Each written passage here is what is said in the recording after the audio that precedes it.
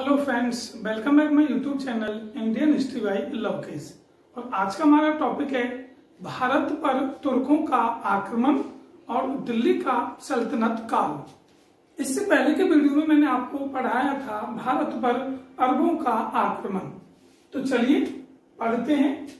तो जैसा कि कुछ जो महत्वपूर्ण पॉइंट हैं उनको मैं आपको यहाँ थोड़ा बता देता हूँ। दिल्ली जो सल्तनत काल है, दिल्ली सल्तनत वंश, दिल्ली सल्तनत वंश में 5 राजवंश आते हैं, जिनमें पहला है गुलाम, दूसरा है खिलजी,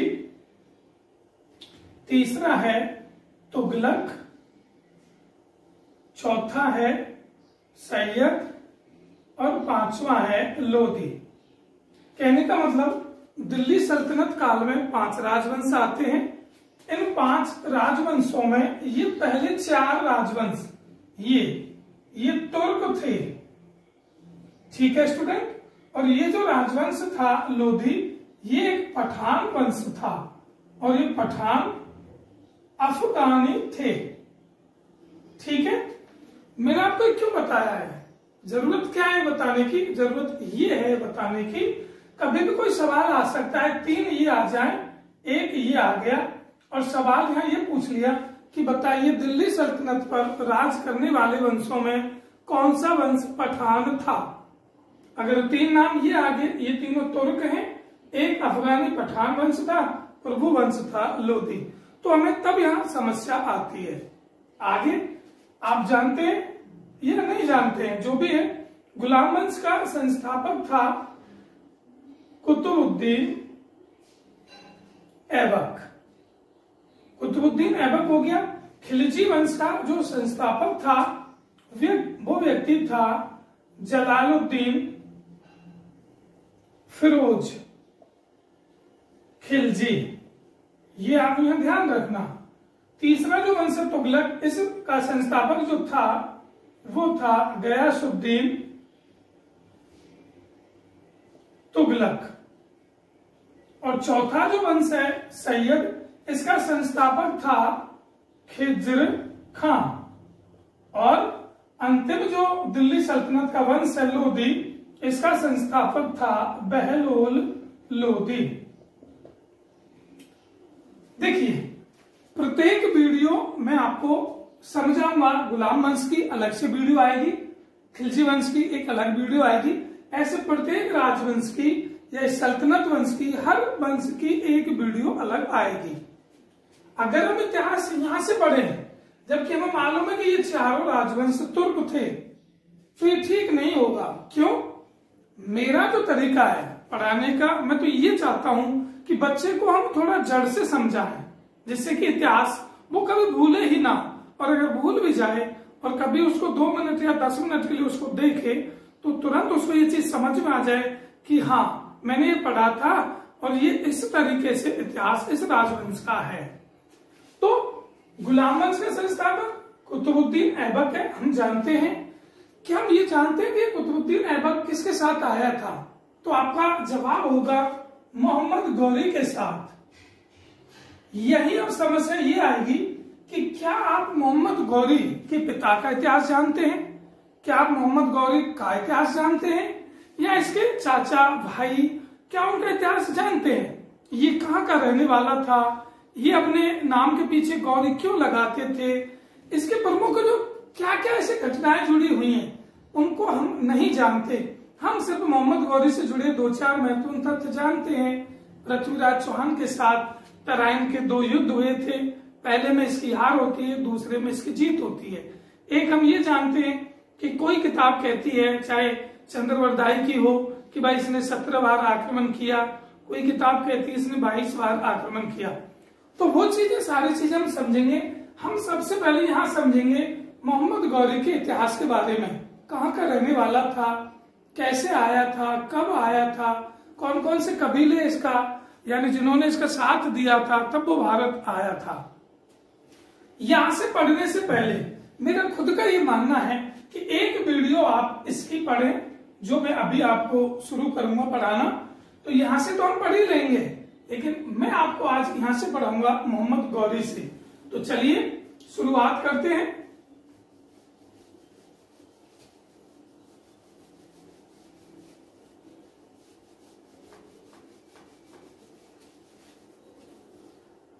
तो चलिए स्टूडेंट, ये व्यक्ति कहां का रहने वाला था इसके बारे में अब हम जान लेते हैं।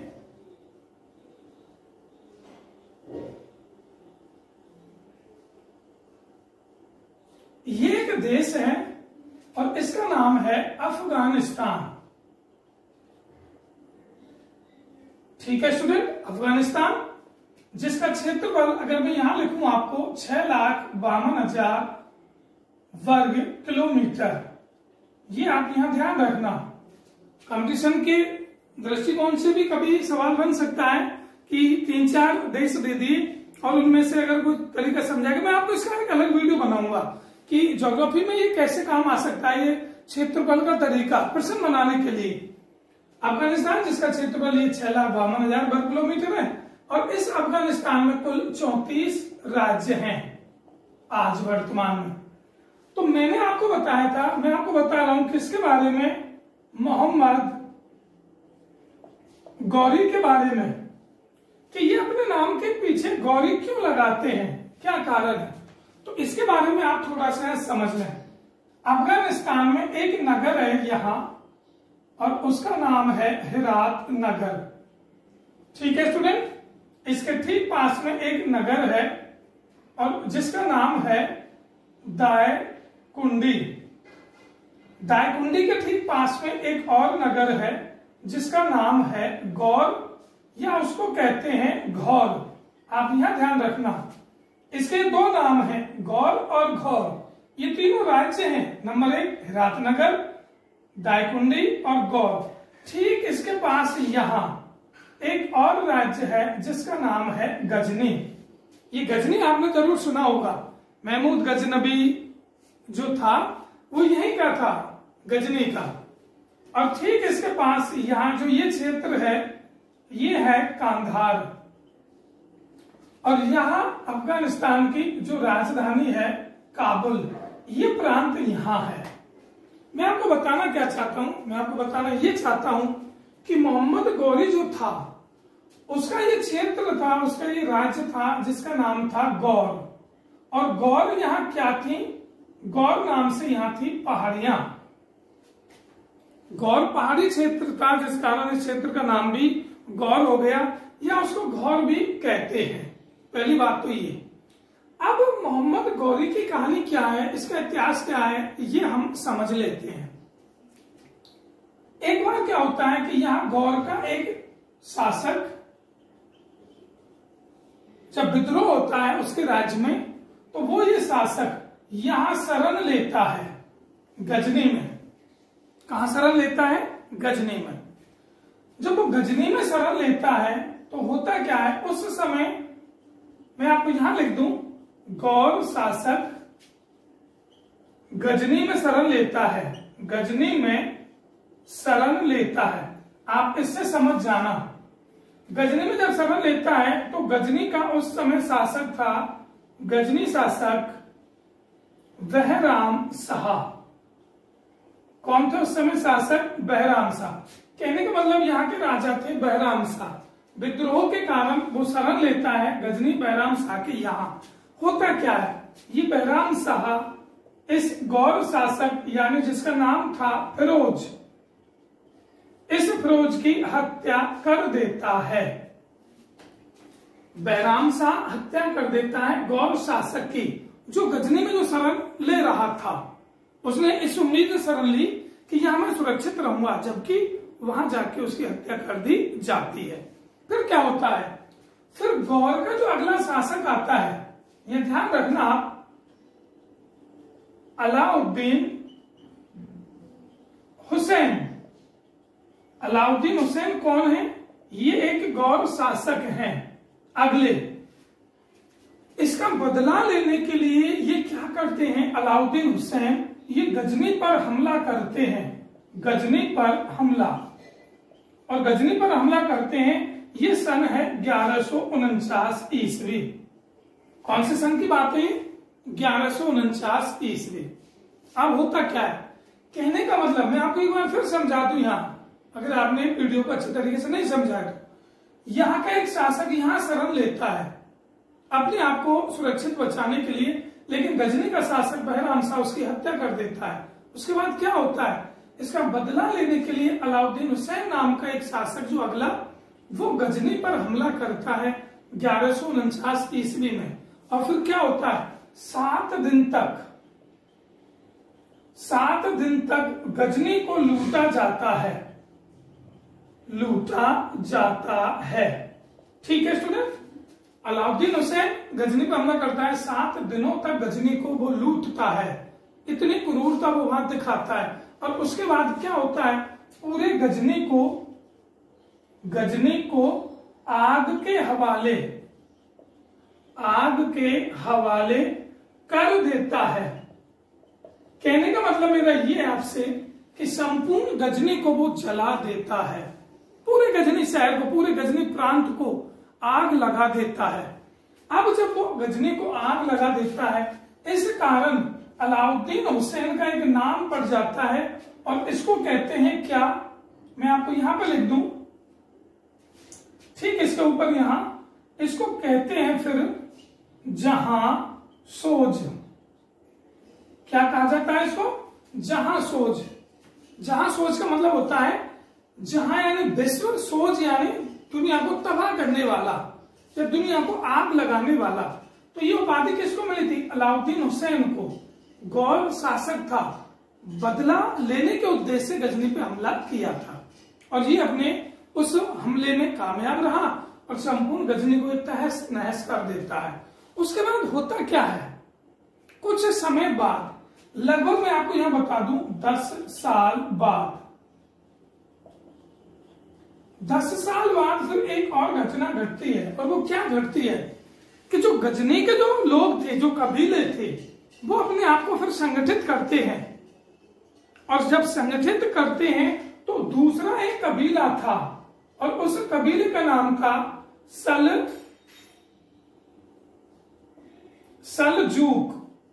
ये कबीला था, ये कबीला भी कौन था, ये भी कबीला तुर्क था। इन्होंने अपने कबीले का नाम सलजूक रख रखा था।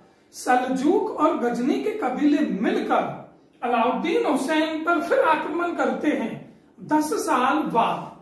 10 साल बाद यानी कि इतिहास में बताते हैं 1159 ईस्वी। लेकिन एक बुक ऐसी है जो इसका जो समय है वो बताती है 1161 ईस्वी, और ये 1161 ईस्वी ही जो समय है वो करेक्ट है, आपको यहां ध्यान रखना है। फिर क्या होता है, अलाउद्दीन हुसैन के खिलाफ सलजूक और गजनी के कबीले एक बड़ी सेना लेकर उसके सामने जाते हैं और गजनी को छुड़ा लेते हैं। गजनी को वो मुक्त करा देते हैं अलाउद्दीन हुसैन से, यानी कि जहां सोज से। अब शासन गजनी पर स्थानीय कबीले का हो जाता है और अलाउद्दीन हुसैन की हत्या कर दी जाती है सलजूकों के द्वारा। अब अलाउद्दीन हुसैन का जो पुत्र था वो अपने इस क्षेत्र में, गौर क्षेत्र का, वो राजा बनता है और उस पुत्र का नाम था सैफुद्दीन। सैफुद्दीन अब शासक बनता है कहां का, गौर का। ठीक है स्टूडेंट, गौर का शासक बनता है, गजनी का नहीं। गजनी का क्यों नहीं, क्योंकि मैंने आपको बता दिया कि गजनी को मुक्त करा लिया जाता है 1161 ईस्वी में। ठीक है स्टूडेंट, अब होता क्या है, सैफुद्दीन जब राजा बनता है तो सैफुद्दीन को मालूम था कि मेरे चाचा के 2 पुत्र हैं, मेरे चाचा के 2 पुत्र हैं जिनको मेरे पिताजी ने कैद कर रखा है। कहने का मतलब सैफुद्दीन के पिता थे अलाउद्दीन हुसैन और अलाउद्दीन हुसैन का छोटा भाई था बहाउद्दीन हुसैन।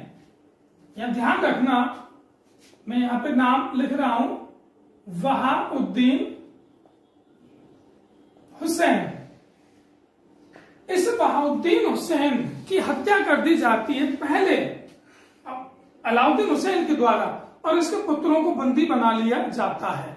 इसके 2 पुत्र थे बहाउद्दीन हुसैन के, एक पुत्र था गयासुद्दीन मोहम्मद बिन साम, और एक पुत्र था मुइनुद्दीन शिहाबुद्दीन मोहम्मद बिन साम। दोनों नाम मैं यहाँ पे लिखूंगा, पहले आप यहां तक समझ लें। सैफुद्दीन गौर का शासक बन जाता है और अपने चाचा के 2 पुत्र उनको वो मुक्त कर देता है जो बंदी बने हुए थे। चलिए मैं आपको आगे समझाता हूं, आप यहां तक ध्यान रखना।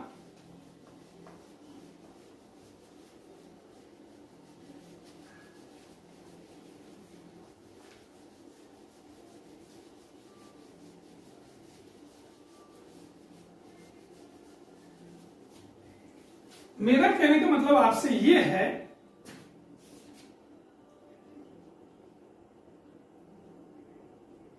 अलाउद्दीन हुसैन, इसको उपाधि थी जहां सोज की, जहां सोज। ठीक है स्टूडेंट, इसका एक पुत्र था जिसका नाम था सैफुद्दीन खान। ठीक है, अब देखिए अलाउद्दीन हुसैन का एक भाई था और उस भाई का नाम था बहाउद्दीन बिन साम, और इसके बहाउद्दीन बिन साम के 2 पुत्र थे। नंबर 1 गयासुद्दीन मोहम्मद बिन साम, और दूसरा था इसका पुत्र जिसका नाम था मुइनुद्दीन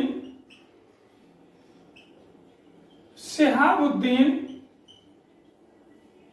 मोहम्मद बिन साम, ये दूसरे पुत्र का नाम था। अब आप समझना, यहां अलाउद्दीन हुसैन को जहांसोज कहते हैं। ठीक है, सैफुद्दीन खान इसका पुत्र है। इसकी जब हत्या कर देते हैं सलजूक जब इसकी हत्या कर देते हैं तो गद्दी पर ही बैठता है इसका पुत्र सैफुद्दीन खान। फिर सैफुद्दीन क्या करता है, जब इसके पिता ने इसको मारा था तो इसके पुत्रों को दोनों को बंदी बना लिया था। अलाउद्दीन ने अपने भाई की हत्या करके उसके दोनों पुत्रों को बंदी बना दिया था, इस उद्देश्य से कि आगे चलकर जो भी राजवंश होगा उस पर मेरे पुत्र सैफुद्दीन का शासन होना चाहिए, ना कि मेरे भाई और भाई के पुत्रों का। इस उद्देश्य से फिर होता क्या है, ये जो व्यक्ति है मोइनुद्दीन शिहाबुद्दीन मोहम्मद बिन साम, आप ये ना सोचें कि नाम बड़ा है छोटा है। अगर आप ऐसे सोचेंगे तो मुगल वंश में भी एक राजा था जिसका, जैसे शाहजहां जो आपने सुना है, उसका नाम भी ऐसा ही था, अल आजाद अबुल मुजफ्फर शिहाबुद्दीन ईरानी यसानी मोहम्मद खुर्रम शाहजहां। ऐसे ऐसे बड़े नाम हैं जो इतिहास में आते रहते हैं। तो हुआ क्या था, सैफुद्दीन ने इन दोनों भाइयों को आजाद कर दिया। क्या कर दिया, आजाद कर दिया। अब मैं आपको बताना क्या चाहता हूं, यहां ये जो व्यक्ति था यही व्यक्ति आगे चल के बनता है, इसका ही नाम आगे चल के बनता है मोहम्मद गौरी। ठीक है स्टूडेंट, अलाउद्दीन हुसैन जब अपने 2 भतीजों को बंदी बनाता है, उसकी हत्या के बाद जब इसका पुत्र आता है शासन करने, तो दोनों बच्चों को मुक्त कर देता है और यही बच्चा आगे चल के मोहम्मद गौरी बनता है। क्यों? क्योंकि सैफुद्दीन की भी हत्या कर दी जाती है 1163 ईस्वी में। 1161 ईस्वी में इसकी हत्या होती है, 1163 ईस्वी में इसकी हत्या हो जाती है, और ये अपनी हत्या से कुछ समय पहले ही इनको मुक्त कर देता है। तो अब राजवंश चलाने की जिम्मेदारी इन दोनों भाइयों पर आती है, शस्त्र चलाने के तौर पर और एक राजनीतिक तौर पे ये व्यक्ति ज्यादा कुशल था। तो ये क्या करता है, ये जो नाम था मोहम्मद और गौरी यानी गौर पहाड़ियों के क्षेत्र में पला बढ़ा था, अपने आप को मोहम्मद गौरी के नाम से पुकारता है। कहने का मतलब मोहम्मद गौरी। मोहम्मद गौरी पॉइंट अगर मैं इसको मैं आपको समझाऊं, नंबर 1 जन्म, इसका जन्म हुआ था 1149 ईस्वी में। ठीक है स्टूडेंट, 1149 ईस्वी में इसका जन्म है और ये भारत पर शासन के बारे में सोचने वाला पहला तुर्क था। मोहम्मद गौरी का ये विचार नहीं था कि मैं भारत में जाऊं, लूटपाट करूं, उसके बाद वापस भारत से आ जाऊं।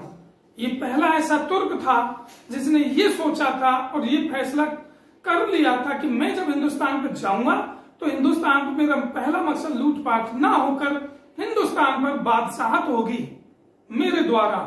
तो उसके जब ये प्लानिंग करता है, उसके बारे में जब ये सोचता है, तो ये मोहम्मद गौरी जब इसकी आयु लगभग 26 साल थी, ध्यान रखना कितने वर्ष की आयु, 26 साल वर्ष जब ये था, 26 साल का जब ये था, तो ये पहला हमला करता है 1175 ईस्वी में भारत पर। उसके बाद ये हमला करता है 1176 ईस्वी में और उसके बाद ये हमला करता है 1178 ईस्वी में। मोहम्मद गौरी का पहला हमला 1175 में था और ये हमला था मुल्तान पर।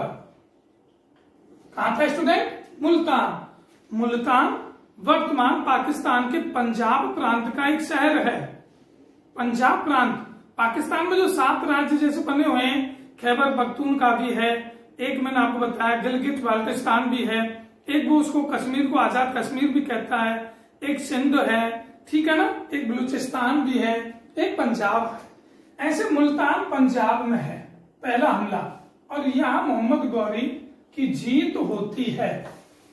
दूसरा हमला 1176 ईस्वी में और ये हमला करता है वो पाकिस्तान, वर्तमान में पाकिस्तान में जो सिंध है वहां, और यहां पर भी मोहम्मद गौरी की जीत होती है। अब तीसरा हमला करता है 1178 ईस्वी में और वो हमला होता है गुजरात पर। का हमला होता है गुजरात। यह ध्यान रखने वाली बात यह है कि जब ये गुजरात पे हमला करता है मोहम्मद गौरी, उस समय गुजरात पर शासन था सोलंकी वंश का शासक था और उसका नाम था भीमदेव सेकंड। ये ध्यान रखना, इस भीमदेव को मूल राज भी कहते थे, मूल राज इसका शासन था। भीमदेव सेकंड का शासन था और भीमदेव सेकंड की माता थी, उसका नाम है, बताना इसलिए जरूरी है, नायिका देवी। ध्यान से सुनना, मोहम्मद गौरी 1178 ईस्वी में गुजरात पे हमला करता है। उस समय राजा था भीमदेव सेकंड, लेकिन आयु उस समय इसकी थी लगभग 13 से 14 साल। भीमदेव सेकंड को मूल राज भी कहते थे और इसकी माता का नाम था नायिका देवी। ये अपनी माता से कहता है कि आज से लगभग 150 साल पहले, लगभग या मान लो 160-70 साल पहले, एक महमूद गजनबी भी आया था 1025 ईस्वी में। उसने भी यहाँ गुजरात पे हमला किया, लूट के चला गया। ऐसे ही फिर ये तुर्क लोग आते हैं, गजनी क्षेत्र से ये लोग आते हैं और हिंदुस्तान को या गुजरात को लूट कर चले जाते हैं। तो ऐसा कब तक रहेगा? उम्र में कम था तो इसकी माता कहती है कि अब मैं एक ऐसा युद्ध इनके साथ करूंगी कि शायद ही कोई तुर्क या गजनी से व्यक्ति भारत आने के बारे में सोचे। और हुआ क्या था? सत्यवाना नायिका देवी ने खुद के नेतृत्व में मोहम्मद गौरी से युद्ध किया था। वो ऐसी वीरांगना थी जैसे झांसी की रानी, और उस युद्ध में मोहम्मद गौरी को नायिका देवी ने शस्त्र में हराया था। व्यक्तिगत जो युद्ध हुआ था तलवारबाजी, उसमें नायिका देवी की जीत होती है 1178 ईस्वी में और मोहम्मद गौरी भारत छोड़कर भाग जाता है। लेकिन इतिहास ऐसी वीरांगनाओं को पता नहीं है क्यों जगह नहीं देता। पुस्तकों में, किताबों में इनको जगह नहीं मिलती, और जो भी है उनको जगह मिल जाती है। विदेशी आक्रांताओं को जगह मिल जाती है, हर मुगलों को जगह मिल जाती है, लेकिन ऐसी वीरांगनाओं के अध्याय किताबों में नहीं दिए जाते हैं। पता नहीं इसके पीछे क्या कारण होगा। चलो वो ठीक है, वो गवर्नमेंट की समस्या है अपनी। 1178 में जब हारता है, भारत से भाग जाता है, फिर क्या होता है एक बार आप इसको देखें, मैं एक बार फिर समझा दूं। अलाउद्दीन हुसैन का पुत्र सैफुद्दीन, इसकी मृत्यु के बाद जब ये शासन करने आता है तो ये अपने चाचा के दोनों पुत्रों को मुक्त कर देता है। ये जो व्यक्ति था मोइनुद्दीन शिहाबुद्दीन मोहम्मद बिन शाम, ये आगे चल के मोहम्मद गौरी बनता है। जब मोहम्मद गौरी शासन संभालता है 1163 ईस्वी में, तो ये सपना देखता है कि मैं भारत को लूटूंगा नहीं, मैं भारत पे राज करूंगा। तो उस उद्देश्य से पहला हमला 1175 में मुल्तान पर, दूसरा हमला सिंध पर 1176 में, तीसरा हमला 1178 में गुजरात पर, और गुजरात पे जब हमला करता है तो नायिका देवी इसको हरा देती है। अब क्या होता है, अब हम थोड़ा आगे चलते हैं।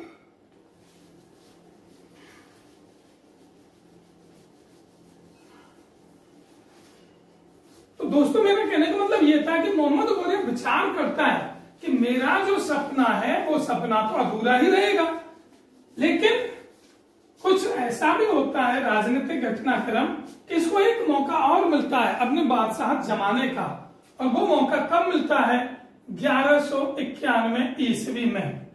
ये क्या करता है, ये सबसे पहले आप ध्यान रखना, मैंने आपको बताया था ना कि गौर प्रांत, और गौर प्रांत के पास था गजनी प्रांत, और दोनों प्रांत कहां पे हैं, ये दोनों हैं अफगानिस्तान में। अगर आपने मैप को ढंग से नहीं पढ़ा है तो आप वापस जाकर मैप को पहले देख लें। ये क्या करता है, गौर प्रांत का राजा ये मोहम्मद गौरी 1191 ईस्वी में गजनी पर हमला करता है, और उस समय गजनी का जो ताकतवर राजा था उसका नाम था मलिक खुसरो। मलिक खुसरो की हत्या कर देता है कौन, मोहम्मद गौरी, और वहां के कबीलों को अपने साथ लेकर फिर भारत पर हमले के बारे में सोचता है। और यहाँ मदद कौन करता है, इसकी मदद करता है कन्नौज का राजा, जो कन्नौज शासक था जिसका वंश था गहड़वाल वंश, और गहड़वाल वंश का जो राजा था उसका नाम था जयचंद। जयचंद इसकी मदद करता है। क्यों, 1191 ईस्वी में यह हमला करता है, और हमला कहां करता है, दिल्ली पर, और दिल्ली पर यानी दिल्ली तक जो क्षेत्र था वो था पृथ्वीराज चौहान थर्ड इसके कब्जे में। ये हमला करता है मोहम्मद गौरी, और हमला होता है तराइन के क्षेत्र पर, तराइन नामक स्थान पर। जयचंद इसका सहयोग करता है, कारण सहयोग का क्या है, क्योंकि जयचंद की पुत्री थी जिसका नाम था संयोगिता। संयोगिता जो पुत्री थी इसकी, ऐसा बताते हैं कि जयचंद नहीं चाहता था कि संयोगिता की शादी पृथ्वीराज चौहान के साथ हो। क्यों, पृथ्वीराज चौहान की ताकत और उसकी शासन जो शक्ति है उससे ये अंदर ही अंदर जलन एक तरह से महसूस करता था, कुछ नहीं होता था इसके शासन क्षेत्र को देखकर। लेकिन पृथ्वीराज वो था, पृथ्वीराज चौहान वो शासक था उस युग में और वर्तमान युग तक भी कि ये शब्द भेदी बाण चलाना जानता था। शब्द भेदी बाण चलाना यानी कि अगर हम युगों में बांट कर देखें तो कुछ गिने चुने व्यक्ति हैं, शायद 3 व्यक्ति हैं जो शब्द भेदी बाण चलाना जानते थे। एक द्वापर में दशरथ, एक त्रेता में, उसके बाद एक भील था जिसने भगवान कृष्ण के पैर में तीर मारा था, वो तीर चलाना जानता था शब्द भेदी, और एक ये पृथ्वीराज चौहान तृतीय। 3 व्यक्ति ऐसे हैं जो शब्द भेदी बाण चलाना जानते थे, ठीक है ना। तो इसकी ताकत बहुत ज्यादा थी, लेकिन इसकी ताकत और वीरता से प्रसन्न होकर संयोगिता ने मन ही मन पृथ्वीराज चौहान को अपना पति मान लिया था। और फिर एक स्वयंवर होता है, जब जयचंद वो स्वयंवर करता है अपने पुत्र के विवाह के लिए, तो पृथ्वीराज चौहान वहां आकर बिना निमंत्रण के भी और संयोगिता को भगाकर ले जाता है। इस चीज से जयचंद नाराज हो जाता है और जयचंद मोहम्मद गौरी को भारत पर हमला करने के लिए निमंत्रित करता है कि मैं आपका साथ दूंगा। पृथ्वीराज चौहान आपका दुश्मन है, पृथ्वीराज चौहान मेरा भी दुश्मन है। होता क्या है, 1191 में जो युद्ध हुआ था उसमें पराजय होती है, और पराजय किसकी होती है, मोहम्मद गौरी की। मोहम्मद गौरी की जब पराजय होती है, कुछ समय बाद, ठीक 1 साल बाद फिर सेना संगठित करता है। लेकिन यहाँ एक चालाकी भी होती है, एक धोखा भी होता है। दूसरा जो युद्ध हुआ था 1192 ईस्वी में तराइन का, वहां एक धोखा होता है, और वो धोखा होता है किसके साथ? पृथ्वीराज के साथ। और धोखा किस प्रकार का कि ये क्या करता है, जयचंद अपने शासन क्षेत्र में से गायों को युद्ध पंक्ति में सबसे सामने खड़ा कर देता है। गाय बछड़े सेना के साथ अगली पंक्ति में खड़े हो जाते हैं पृथ्वीराज चौहान की सेना के सामने। पृथ्वीराज चौहान अब अपने सैनिकों से बाण वगैरह या भाले वगैरह चलाने के लिए मना कर देता है। क्यों? क्योंकि गौ को एक महत्वपूर्ण स्थान दिया हुआ है हिंदू धर्म में, तो वो कहता है कि आप बाण ना चलाएं, क्योंकि अगर आप बाण चलाएंगे तो वो गायों और बछड़ों को जाके लगेगा। तो इस समस्या से परेशान होकर जो गौरी की जो सेना है वो वहां टूट पड़ती है। नुकसान पृथ्वीराज चौहान की सेना को होता है। और फिर क्या होता है, 1192 में इस दूसरे युद्ध में पृथ्वीराज चौहान की हार हो जाती है और शासन जम जाता है दिल्ली पर मोहम्मद गौरी का। मोहम्मद गौरी का शासन जब जम जाता है 2 साल बाद 1194 ईस्वी में बताते हैं कि चंदावर के स्थान पर मोहम्मद गौरी और जयचंद के मध्य युद्ध होता है, जिसे चंदावर की लड़ाई कहते हैं। और वहां इसको बंदी बना के मोहम्मद गौरी से कहता है कि देखो तुम्हारे लिए बहुत बड़ा इनाम हमने रख रखा है कि तुम ऐसे व्यक्ति हो जिन्होंने अपने कुल के साथ छल किया, अपने देश के साथ छल किया, तो तुम जैसे व्यक्ति को तो एक अलग इनाम मिलनी चाहिए। अपने एक दास को तलवार देकर ये कहता है कि इसको एक ऐसे इनाम दो जिसका ये वाकई हकदार है। ये अपने कुल का नहीं हुआ, ये अपने देश का नहीं हुआ, तो ये मेरा आगे चल के क्या होगा। और तलवार के एक ही बार से जयचंद की गर्दन को काट दिया जाता है। उसके बाद क्या होता है, 1194 ईस्वी में मोहम्मद गौरी, यहां मैंने आपको एक घटनाक्रम ये नहीं बताया कि जब 1192 में पृथ्वीराज चौहान तृतीय की हार होती है तो ये क्या करता है, पृथ्वीराज चौहान की हत्या कर देता है।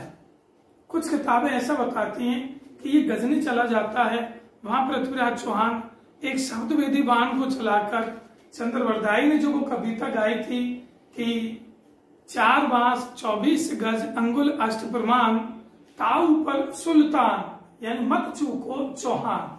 तो वहां पृथ्वीराज चौहान गौरी को मार देता है और एक कटार से चंद्रवरदाई इसकी भी हत्या कर देता है पृथ्वीराज की, और वो स्वयं का भी गला काट लेता है। लेकिन विद्वान इस बात को नहीं मानते। विद्वानों का ये मत था कि पृथ्वीराज चौहान को भारत में ही मार दिया जाता है। और फिर मोहम्मद गौरी अगली बार अगले साल यानी 1-2 साल बाद जब चंदावर के युद्ध में उसको मारता है जयचंद को, फिर भारत छोड़कर जाता है और फिर भारत छोड़कर गजनी जाता है।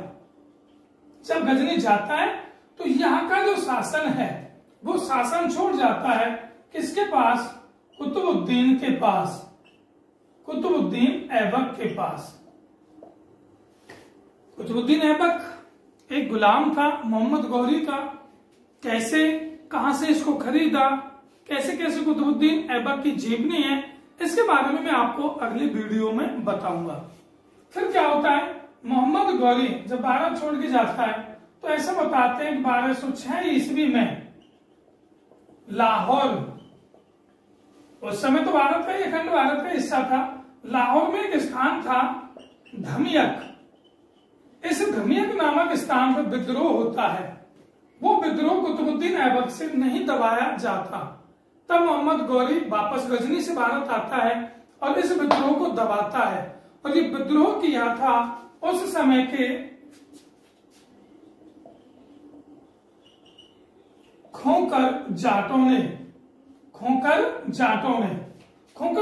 विद्रोह किया था। और बताते हैं कि मोहम्मद गौरी की 1206 में 12 मार्च 1206 यहाँ खोकर के जाटों द्वारा इसकी हत्या कर दी जाती है। और मोहम्मद गौरी का इतिहास यानी उसके इतिहास का एक पन्ना यहां समाप्त हो जाता है 12 मार्च 1206 ईस्वी में। ठीक है स्टूडेंट।